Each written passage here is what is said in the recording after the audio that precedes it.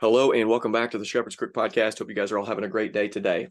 Before we get to talking with my good buddy Sam Kiser, I want to remind you of a few things we have going on around the Shepherd's Crook and all things ministry really coming from our household. I want to remind you of the Sons and Slaves podcast. Something that we're going to be talking about today, Sam and I anyways, is about fatherhood and raising sons as sons and then raising daughters as daughters, which is clearly very important. On the Sons and Slaves podcast, I am hosting this show with my sons, and we're talking about boyhood and the process of becoming a man.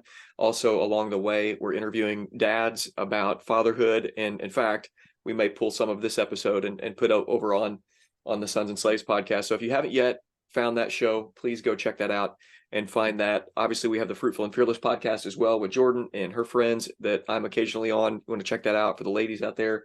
And then just as a reminder, we have the Shepherd's Crook membership that we have for $5 a month that gets you a newsletter that comes to your inbox, your not email inbox, your actual inbox into your mailbox with a wax seal, some antique looking paper, and an article once a month. And then at the end of the year, the fiscal year, every year, what ends up happening is you get a year's worth of content via a thumb drive that comes right to your mailbox. So you can actually have the content, trying to give you ownership over access. And if you want to be a part of that, please just reach out. That also gets you access to all the previous cohorts that we've done with Michael Foster, Eric Kahn, Brian Sauvé, and others. And so if you want some of that content, then just reach out to me and I can get that to you. All right. I've had Sam on before. He is an old friend. We went to Pentecostal college together, and he's a good old charismatic that loves Doug Wilson. So he's my kind of guy, good buddy, and want to see how things are going with you, man. How's things going out there in the nation of California? Yeah, man, it's good to chat with you. It's always fun reconnecting with friends, which we've stayed loosely connected over the years, kind of cheering each other on. But yeah, Yeah. California is California. It's just interesting, like where I live. My buddy, I was telling you before we start here recording, he owns a surf brand, and this surf brand's through his surf shop Esteem he's had for 20 years, but he always had this saying called "Not LA, not the Bay." And so Mm-hmm. that was like an old surf term. Like if you showed up to Pismo Beach and somebody would be like, "Hey, go back to LA, get out of here," and or go back to the Bay. And so he's branded that, and it's like I have it on my vehicles and all this Yeah. stuff, but it's like not. And now everyone that's not in those two cities, which everyone back east thinks everything about California is LA or the Bay. That Yeah. and yet it would take you 16 hours to drive from the bottom of California to the top. Man, that's And there's wild. so much that's just not LA, not the Bay. And so I live in like this kind of unique bubble on the Central Coast called the San Ynez Valley. And it's a unique place, and it's God's doing some cool stuff here, and it's definitely Awesome. not LA, it's not the Bay, but still it's not Kentucky either, which is where I'm from. So Yeah, well, man, that's the it's same with Illinois, brother. I mean, it's the same thing where we, immediately start talking with somebody and they're like, "Oh, Chicago." Actually 5 hours south. And it's yeah, yeah, frustrating. In some ways, we're the California of the Midwest or the New York of the yeah, Midwest. yeah, I for mean, this sure. is where we're at, and we're having to deal with upstate politics, and it really is quite frustrating, to be honest. And we've had to convince people because there's so many people within our church that have really been tempted and actually even desired and bought property and want to get out of the state as quick as possible. So it's basically people are staying because of their work, their family, and their church family. That's why they're here. Other than that, they'd be out. Yeah, I definitely feel like a missionary. I didn't choose to come here. I feel like God called me here, and by coincidence, I ended up out here from doing ministry in Cleveland, Tennessee. Got connected with a guy um, when I was in college there, and then reconnected later. And he moved me out. Had no idea what we were coming to, and so I always say I didn't come for money or politics, and so I can't leave for it. Like I'm here as and God's uniquely, I'm the son of a coal miner's daughter from Eastern Kentucky. I'm one of the most impoverished places in the country. That's where I'm from. The floods happened last year. People were swimming to the embankment of my mom's property, Wow. and like that's where I'm from. And by the grace of God, I'm a coal miner's kid in Santa Barbara County, California, which is one of the wealthiest counties in all of the country. I mean, in the valley I'm in, there's billionaires. Like, unfortunately, it's an interesting place. Literally, I was the other day I was somewhere and my wife texted me. She was like, you know, Hunter Biden was out here at some billionaire's vineyard last week hiding out. And this was a few months ago. Uh-huh. You know, you have the Anheuser-Busch live here, the Firestones live here, you have celebrities here, and like here I am, and God's just, you know, we've went, you know, the church has grown in influence and maturity, and it's wild. And so, you Yeah. know, for me, it's hard because I have people who have kind of a nostalgic view too. Like they think the Midwest, everyone's just Bible believing. You know, it has its own problems. You know, Yeah. you can wear a lot of church clothes on Sunday. You wear your Sunday's best and live like hell the rest of the week, and think you're a good Southern Christian. Like there's a different kind of issue in the Mm-hmm. South or the Midwest Okay. that we face here. And so people have that like, oh, I'm going to move back to Tennessee, or I'm going to move back to, you know, wherever. Same Mm-hmm. same kind of deal. And yet some of them I go, hey, you have a community here. Like you don't think you can just drop somewhere and like just find the God-given community of believers that you found. Right. And so it's interesting. I remember talking to Doug Wilson years ago. I like called him up during the pandemic and just like, hey, give me some advice on. I think I talked to you before Yeah. I called him up, and Yeah. I said he's not there to and chat. He's not there to chit chat. Just yeah, it was get straight to business. exactly how you said that was going to go. And I'm so Southern. It's like, hey, let's chat and be friends. And it's like, no, what's your next question? And so, uh, anyways, I remember telling him like, hey, I got people moving out, and what should I say? And he said, you know, because he's having the exact opposite. Everyone's moving, and I've had people leave here to go to Idaho, and Mm-hmm. then turn around and watch us online because they haven't, you know, engaged a church. And I'm trying to commit like, hey, you can't just don't just attend online here. Like you need to, if you move there, go plug into a local church and Right. Right. That's serve good. that community.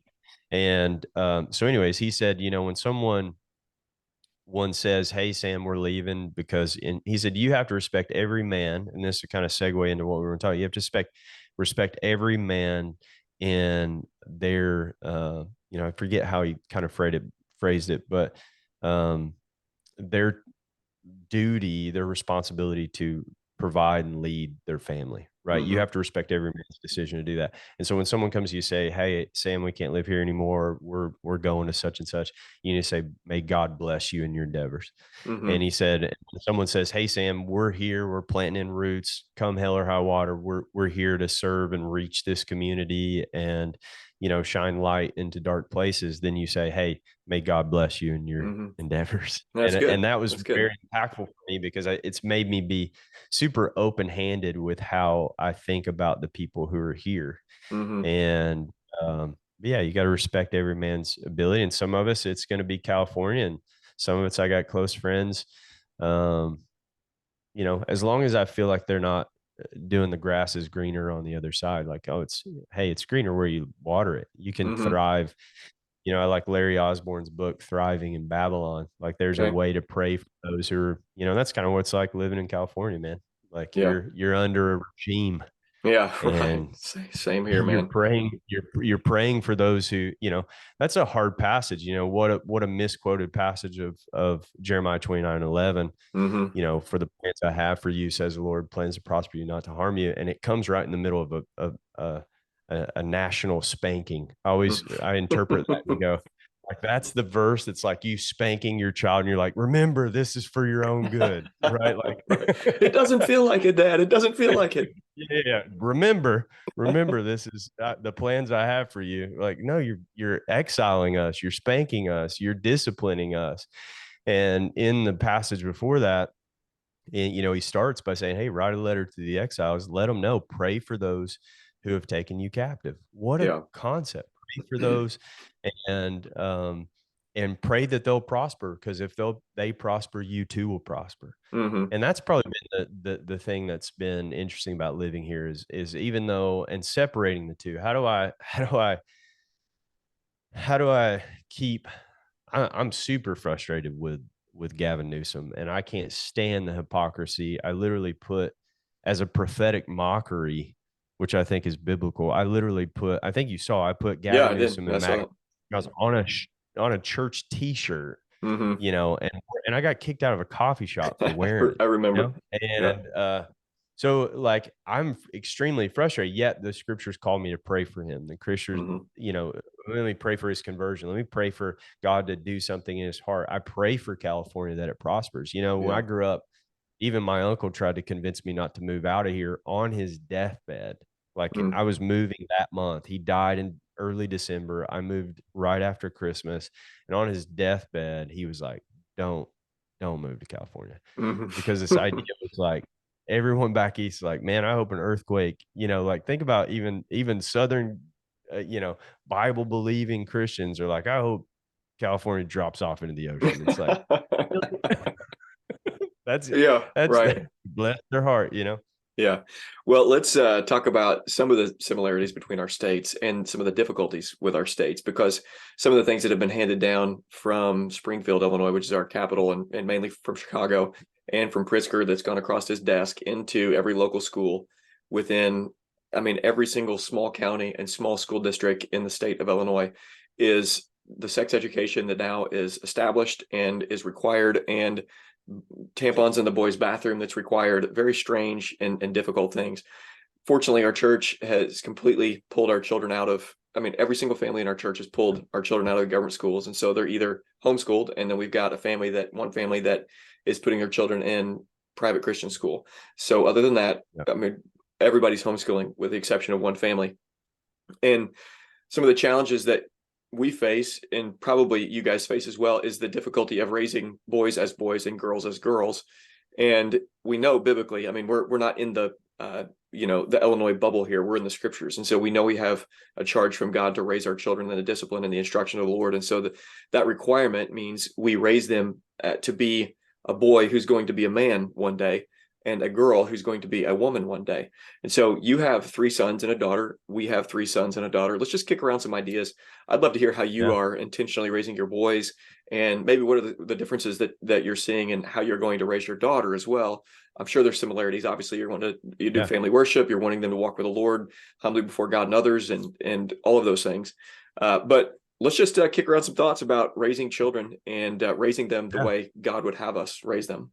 Well, yeah, I would start by echoing, like, we had a mass exodus from the public school during COVID. Obviously, we were one of the most stringent lockdown states, and we have a Christian academy that now myself and three other members of my church are now on the board there, and we That's had a great. mass. Yeah, it's not a hostile takeover, but it is a takeover. So it's like, hey, we're here to make sure this goes good for a long time. Actually, before I jumped on here, I was sending, we have a big auction and like a thing that helps scholarship. It's already so expensive to live here. It's to then think about sending your kids to private school on top of you're already paying taxes for the local school. So it is a Hmm. conundrum. And to put your kids in private Christian school is a huge deal out here. Like, you are Right. making big life-changing decisions to do that.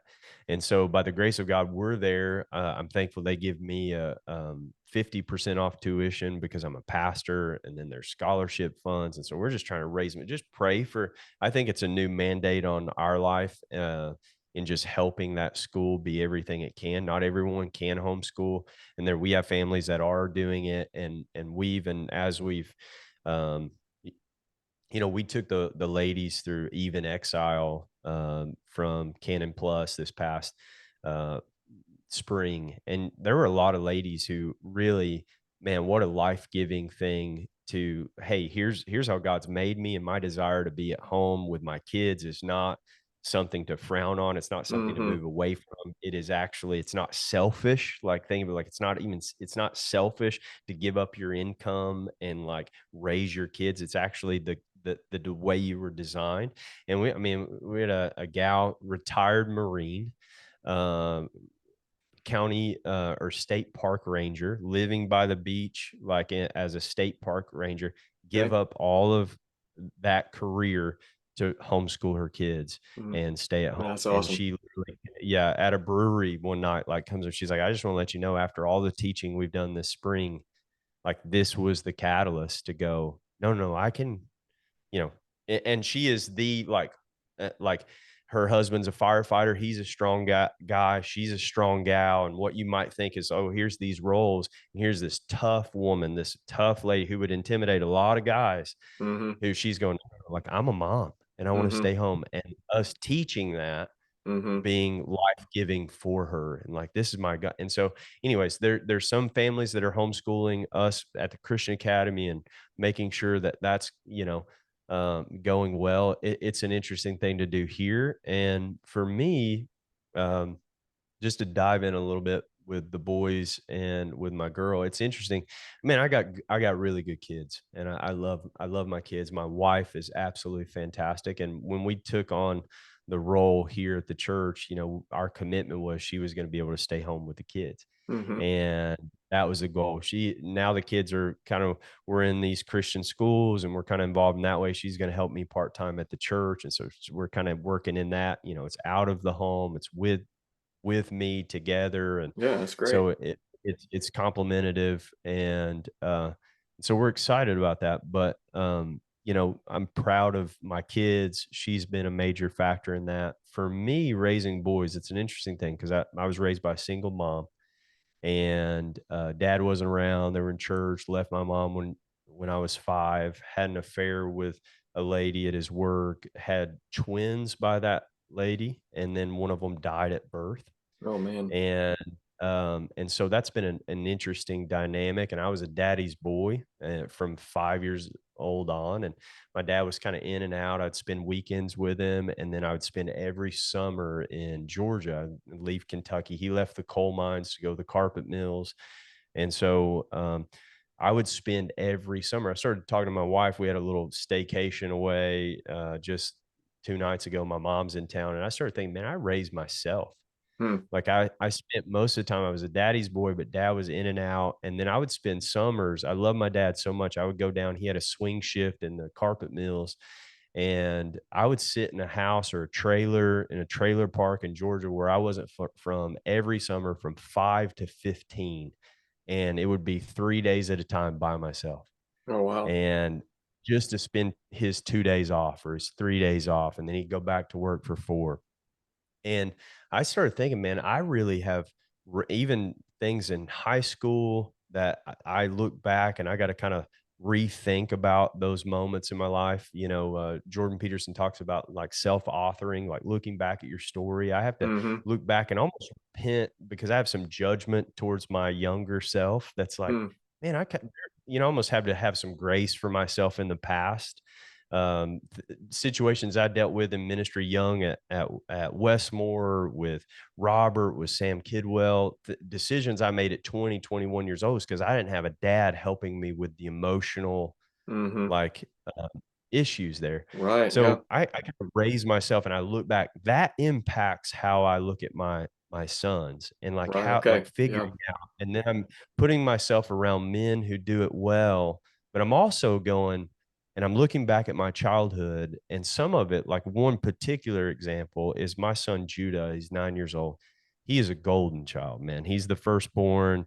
He's got Justin Bieber like hair and blue eyes, and he can sing and play the guitar at 9 years old. He can quote every Bible verse. He is an athlete. He like if he's 6'5", he's coming for Tom Brady's GOAT status, dude. Like he's that kid. My other kid, we can talk about that, but he's that kid. His biggest conundrum is he's a deep thinker, and I've always been a deep thinker. And his emotions get the best of him. And I see it. I see it in me. He's in a house where he's a pastor's kid. We talk about emotions. I'm literally talking to you about raisins. Like we're in the mix of the emotional side. Like we're not typical. Like even if you're gonna talk about roles, like pastoring has more of that. I'm with my cop buddies and my firefighters, and they're like, "What'd you do today?" Like I put out a fire and I, saved somebody's life. What'd you do? I don't know. I talked about my feelings with Jared Sparks. Right. Like it's an interesting kind of conundrum. And Judah can get just down in the dumps, like depression at 9 years old. Mm. Like if he doesn't have like his mind is big, existential crisis, and he's got a great life. And I see that thing that was in me that led me to almost committing suicide at 16. I see Mm. that at 9. I Wow. go, if that's not checked at 9 years old, what is that? What is that? How does the enemy use that big, deep emotions, big feel that God's using? And so, dude, I'm hard, like I nip it in the bud Yeah. and hey, I'm not going to let you ruin the family stuff for one thing. No, I'm going to speak the truth to you. Hey, you're lying to yourself. And so when you're around people, be like, man, Sam's hard on Judah. Like I'm on top of it. Like, hey, Hmm. dude, like we're not gonna do that. Like I wish I picture myself. Oh, I remember what that was like when I was at my Yeah. friend's house and I broke down emotionally. And I was the kid of a single mom. Like I see some of my past where like, oh, that's where a father would have stepped in and Yeah. gave that direction. So the things that you didn't receive as a son, then you're trying to learn those things. What did I not receive? And then identify them. So is that representative then of a lot of the things you're doing with him and your other boys as well, of just Yeah. trying to kind of One thing rewind the we're doing clock and figure it out and then is, give to them what you didn't get? yeah. But, I saw a clip by Paul Washer years ago, and I actually used it in our. It was on the Dial In podcast with Johnny. I forget how to pronounce his last name. He was at Masters with John MacArthur, but Paul Washer did an interview about raising sons, and he said, "Oh, my kids were in a pastor's home. Like it's a soft environment, and I got to find artificial ways to harden." So he Hmm. talked about you're going to disrespect you and talk to your mom like that. You're gonna take these bricks from Home Depot and you're one end of the yard and you're gonna go stack because he didn't live on a ranch or anything like that. Hmm. So I got it. I was inspired by that. And so Judah's 9, and I realized when he has purpose in his life, and men need that. Men need that sense of purpose, protector, provider, those things that are God given in us. I want to Hmm. develop, like, I'm not raising a little boy, I'm raising a man, as you said earlier.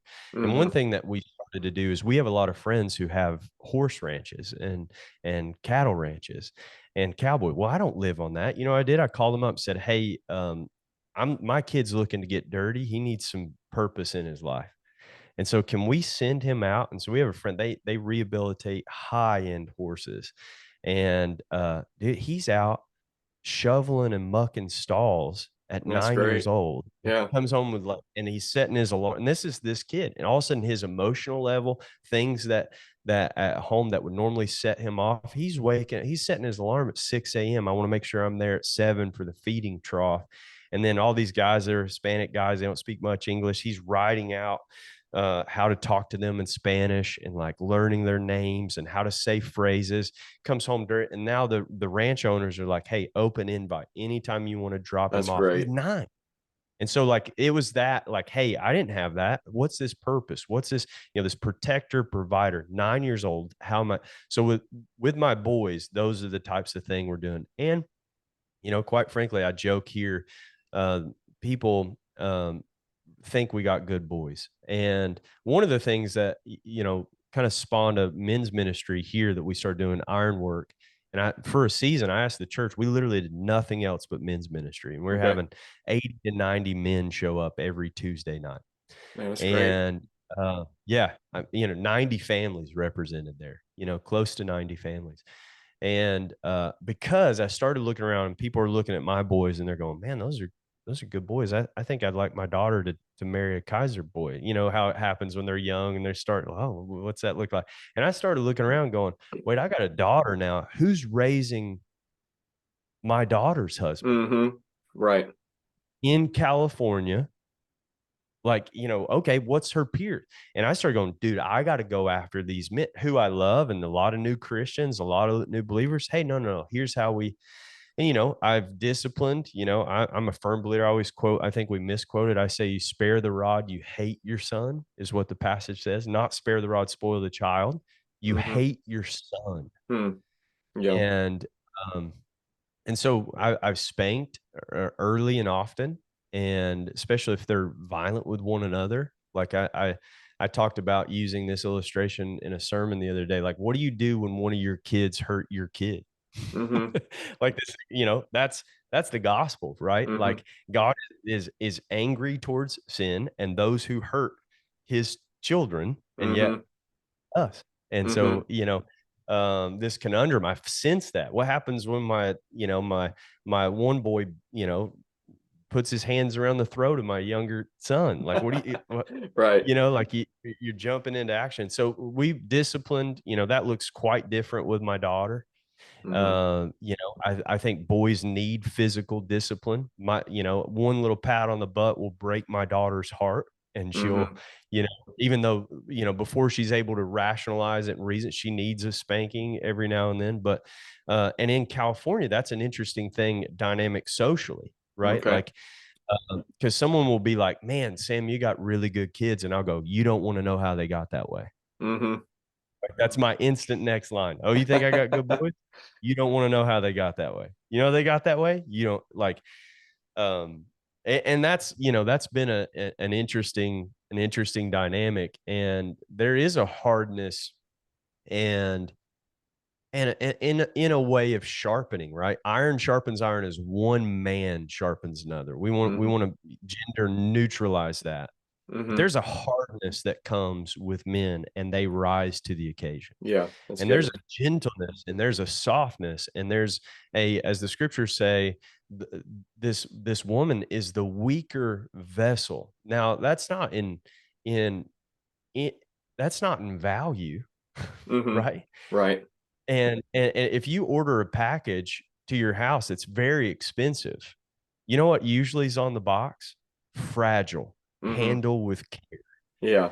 And I loved Meghan Markle's in Even Exile. She talks about the difficult passage, and I think it's First Corinthians, Hold on. You where called it her talks Meghan Merkel. So isn't not Meghan, that, let's see, Rebecca Merkel, but you called her Becca, Megan. not Wasn't Meghan. that the isn't that the Queen or something like that? Or isn't that Yeah, that's Prince Henry maybe. or something? So yeah, I'm not up on my Rebecca pop Markle. culture. There you Yeah, go. Thanks for Rebecca. the There we correction. go. There you Yeah, go. yeah. Correction. Rebecca Markle. She Yeah, she says, yeah, where's young Jamie with the fat check?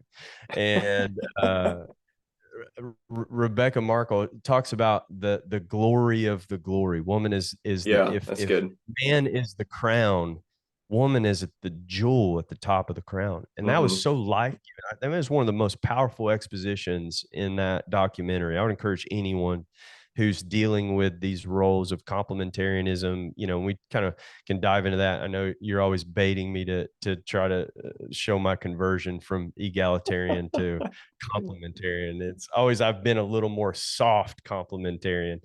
But that exposition was life-giving for our ladies, and powerful for me. I thought, man, Hmm. that's something. And so for me, like how I handle with care my daughter, my Yeah. wife, Right. women in my life, and how I sharpen my boys, Hmm. vastly different. Yeah. And I think those passages that we've wanted, like our society, to move away the gender specificness of these passages Hmm. are hurting us. And people were like, they would see my boys, and there were some ladies at the time, coming out of feminism, and I knew like COVID kind of changed their paradigm. There were people who went further to the left, and some people who were teetering in the middle, who went Hmm. like, okay, no, I'm not playing with fire, right? Hmm. Like, and so people were like, I can't wait to see you with a daughter, because they thought I Yeah. was so hard on them. Hmm. And like and they would say things like, it's gonna change you. And I go, not with my boys, it won't. Hmm. Yeah. Yeah. That's It good. will change. It will change me, because now Hmm. I have a daughter, and there's a side of me that my daughter will see, Hmm. and there's a side of me that my daughter will have, and she needs Hmm. that. My boy, that it's a different kind of feel, right? So my daughter gets a different experience because she's my daughter, Yeah. and my Well, boys get a different experience.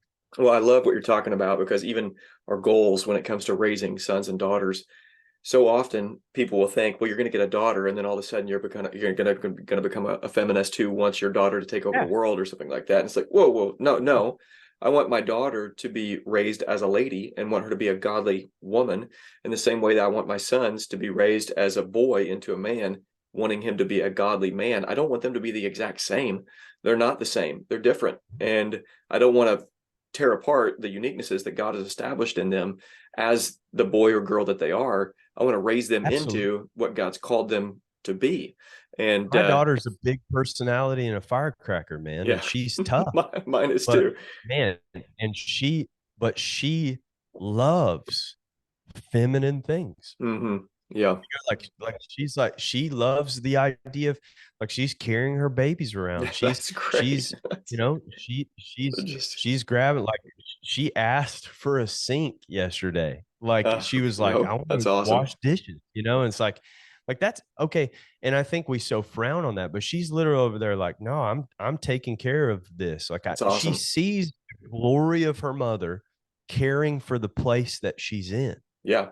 right? Well, She there. sees the radiance of a female Mhm, caring and providing for, and that is to be cherished and celebrated. absolutely. And she goes, you know what? I want to be like that. Well, in the And same yet she's way, a firecracker. yeah, absolutely. My daughter's the exact same way, man. And in the same way, so like God has designed boys to be protectors, providers. So they're going to be naturally drawn to the tools to get the job done. So why is it that a boy will cut cheese with their teeth and make a gun out of it, or take a piece of bread and make a knife out of a piece of bread, Yeah, or get out and whittle with their dull knife a piece, a stick into a sword or a spear? It's because they're drawn to things that they're wired for, that God has established. Now, it doesn't mean that every single boy, obviously, there's going to be some boys that like sure. knives and guns more than others, but in general, and the same thing with ladies is that little girls within them, they're going to be drawn to the tools to get, like my little girl walks around acting like she's nursing her baby. She's like nurse. She's Yeah, acting like she's holding this baby up, acting yeah, like she's nursing it, because that's established very early on.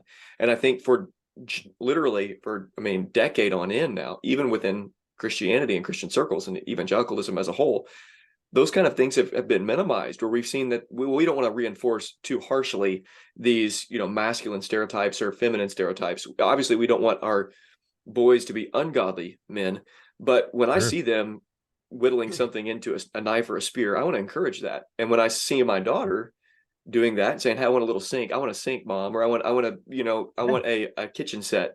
Okay, well, you know what we're going to do? We're going to get you a kitchen set, and then I'm going to act like you're making me breakfast in the morning, and I'm going to celebrate that. That's a good thing. Absolutely. Absolutely. I think, it's something I watched a TV show years ago where it was like, the modern sitcom or whatever. And the wife was a successful lawyer and the dad was a stay-at-home dad. And they're at the breakfast table and she's in her, business suit. And like there's this moment where he's like, "Oh, you get to go off to the office." And she looks at him and almost like, "I'm going to tear your head off." She's like, "Don't you think it doesn't rip my heart out every day I go to that office and leave my children and my family?" This is like an ABC. I forget the show. But what Mm-hmm. she's saying is this is sin is the Hebrew word for sin is kata, which means like an archer to miss the mark, like Mm-hmm. to be off course. And so I describe sin as deviation from design. What do you think? I was surfing early this morning. I was in the water with a guy, and we're talking about, and I've used this in the water with a guy. It's like sin is deviation from design, Mm-hmm. deviation to miss what you were designed to be. And what we want to do is we want to think that these are stereotypes. And yet, even in this, is saying, no, no, no, I'm doing the opposite of what I was designed to do. And I was telling him, I was like, when you ride a surfboard, like our culture, right? Christianity is about not doing rather than doing. And Okay. so it's like the caricature is like a moralism, right? Like, don't do this, stay away from it. If you serve God, you like he's going to take away your desires and gifts, but it's that exact opposite, right? Mm-hmm. And Gotcha. so Yeah. I always say Christianity is not staying out of the dark. Christianity is running towards the light. You got a That's great. darkness That's problem, good. addiction problem, you deal like run towards. So it's not trying to cheat on your wife. It's actually pursuing your wife, loving her, caring for her, serving her, all of a sudden being sexually intimate with her, being satisfied by her. And I'm not looking for anybody else. Mm-hmm. But if you're not pursuing your wife, you're going to be discontented, you're going to be frustrated, you're going to be doing it. And then now it's like the one lady at work, this person, like, I mean, I'm trying not to do the bad thing rather than what has God designed you to do. And so I'm having this Mm-hmm. conversation with this guy who's just going through this divorce and his kids, and he finds out I'm a pastor, and we're like in the middle of catching these set waves and chatting.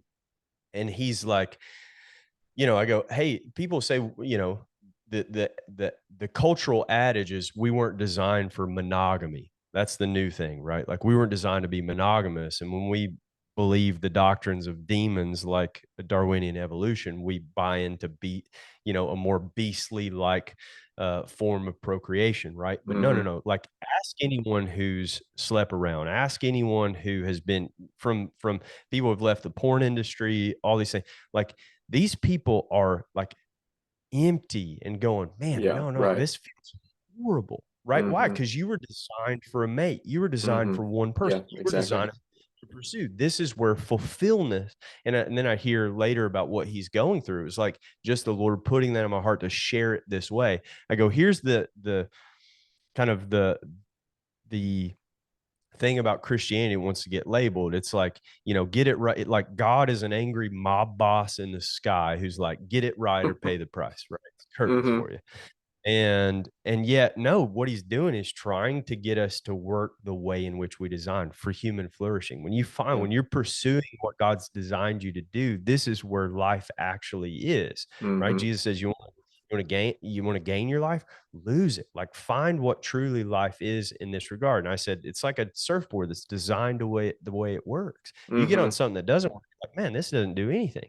Yeah. Design is actually getting you on this adventure, man. It's taking the wave that when you're moving towards a heterosexual, monogamous, faithful, loving relationship as the gospel lays out for us. And this is points to the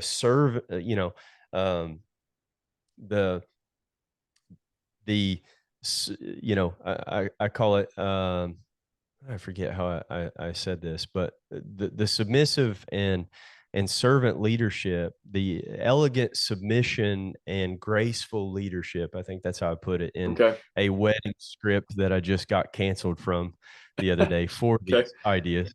Okay. It was a very prominent wedding in the Valley, a dad who asked me, and that's a whole nother thing, but it was a very high profile wedding, and I'd been talking to him for months. She's kind of pseudo Christian, spiritual. He's Christian. We've had multiple talks. Dad started attending the church, and literally, I sent them. They asked for the script again. Uh-huh. They were like, "Brought me a script," and I was like, "Hey, just so you know, like I'm a Christian pastor, and I talk Mm-hmm. about Jesus, and that's always going to be what I talk about, especially when it comes to marriage, because this is Right. what you know." They asked for the script, read the script, got a call um, the day before the rehearsal. They're Okay. like, "Hey, we're going to go a different direction. Hey, we love you." But Peace. and this still doesn't like, okay, Hey, man. praise Like, the Lord. You know. this is you can't remove. So talking to that guy today, like these types of relationships, men being men, women being women, and then God using that for our flourishing, this Mm-hmm. relationship. Anything outside of that is a deviation from design and therefore sinful. Anyone who knows to do good and does it not, to him it is sin. Like, Yeah. man, all right. This mom who's going, man, I'm leaving my kids every day. I'm not raising. Like, man, what would it take for me to be in my kids' lives, nurturing, caring Mm-hmm. for, keeping home deal? Any deviation from that, and you know it, like in your Yeah. heart, right? And then men to protect, provide. And I think as children, when we see them leaning into how they were designed to work, man, Mm-hmm. let's push that, right? Mm-hmm. Yeah, that's Let's good. let's literally pastor them. Like That's good. that's shepherd. Okay, let's keep going that direction. So let's wrap things up here with a encouragement to the folks listening. And obviously the scriptures are going to be for us our, guide. It's God's word to us. It equips us for every good work that we're called to. So when it comes to fatherhood, we have God's word. So obviously the scriptures are going to, learning fatherhood from the fatherhood of God is always going to be our go-to when it comes to fathering our sons and fathering our daughters. But other than that, what have been some helpful resources for you as a guy that's had to unlearn and relearn a lot of things about fatherhood and raising children? And in a lot of ways, I'm, in a different. I had a different background than you did, but have a father that I love dearly, but just couldn't give me the things that he would have liked to give me. And so there were a lot of things that I did have to pick up myself. But he was present. He was there. But I still had to unlearn and relearn a lot of things. So what have been some books that have been helpful for you, or some audio podcast, anything like that that's been helpful for you to think through fatherhood and what your role is as you're intentionally raising boys and girls? Yeah, I mean, for me, less books and more mentors. Like I've had some good Mentors. people Okay. come, a lot of good, I've looked at people, man, they, you know, friends of mine who were, dude, this guy's a good guy. You know what I Hmm. mean? And you're looking like, man, he's got a good dad. And Hmm. then it was like, well, I want to hang out. Like it wasn't just like me hang out with my buddy. I got a buddy named Pierce Gillum. He's a doctor in Knoxville now, and his dad was a general overseer of the denomination I was a part of years Okay. ago, and it was just, man, I just want to be around that guy. It was kind of Hmm. like the same way for pastoring. Like it was God put coaches in my life, put and then just the scriptures and looking at it, like I remember years ago we would talk, wrestling through some difficult passages on women in ministry and all right, what are these roles in the church? What are these roles in the home? And I have a sense, I hate the role, the labels of egalitarian, complementarian, although they are helpful. I think for me, the hard part is like when I'm ministering to single moms, what does this look like? What are these, I think about women in the workforce, like, okay, is there a season of nurturing? Is there a season of career? Is there a season like, what are these things that like, okay, well, the kids are young, now they're off. Like, okay, am I teaching? I'm thankful for female teachers. I'm thankful for doctors. I'm thankful for nurses. So these are things that I was wrestling through and still kind of, I love, I think the most for me has been recently, Rebecca Markle's Even Exile has been Hmm. huge. That's And that great. documentary, Canon Plus, Recovering Biblical Manhood and Womanhood, Piper and Grudem. Um, I think the biggest wake up for me years ago was Grudem's Evangelical Feminism, A New Path to Liberalism, Okay. and seeing how um, the interpretations of these roles in the churches in church really pushed these mainstream denominations to now wokeism, right? Hmm. Like what Right. to ordaining homosexuals. And I live in a town in a valley where there's a married man pastor. Like he's an Episcopal priest and he is Wow. married to a man. And and then there's another guy who looks like me, kids, and he pastors the Lutheran church. And I mean, he took his congregation through white fragility as a book study. He is as woke as they come. And, Wow. global politics in a small town, especially here in this kind of bubble, and it hits I'm going to run in these people at the grocery store. We're in like Hmm. all of a Right. sudden these national kind of things are hitting right here. And so Vodi Bachman's fault lines has been helpful for me, Yeah, that's a thinking great about one. how um, how to think through some of those. And yeah, so just leaning into the scriptures, Jordan Peterson's 12 Rules for Life, I think have been, some of those. One of the main rules he says, don't allow your children to do anything that makes you dislike them, Hmm. is one of the Yeah, rules. yeah, that was memorable. And Yeah. and I love that because like there are times where like, hey, if your kid's annoying you and you love them more than anything, you will die for them and they're getting on your nerves. What do you think Hmm. that's doing for everybody else? Yeah. Right. And so like I'm pretty like, no, like you're gonna be pleasant to your peers, you're gonna be respectful, you're gonna, because that's gonna create an experience where people love them, want to be around them, invite them over. And I'm proud of that. So those are some Hmm. some Yeah, that's kind of good. resources. Well, listen, folks, if you don't have a good father in your life, if you didn't get what you're wanting to give to your children, then man, what a good word of encouragement. Go find a mentor, find somebody that you respect. Look at a man that's a good father and spend some time with him. Ask him to go out to lunch with you, talk to him here and there, get encouraged by him. Just learn all you can, get mentors, read books, but then just be intentional. It's interesting about fatherhood that, God builds good fathers and can make a good father out of a man that didn't have a good father and didn't have a father at all.